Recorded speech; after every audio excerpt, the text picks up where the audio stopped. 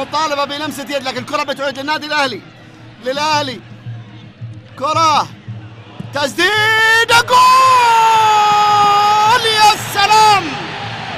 جيزاوي بيسجل التعادل بتسديدة رائعة. قلنا هو الحل بالنسبة للأهلاوية.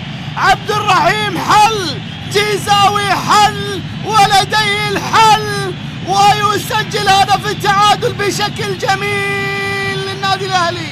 عبد الرحيم شوف كيف لم، وشوف كيف تقدم، وشوف كيف سدد ووضعها في المرمى في الدقيقة 10 على انطلاقة الشوط الثاني.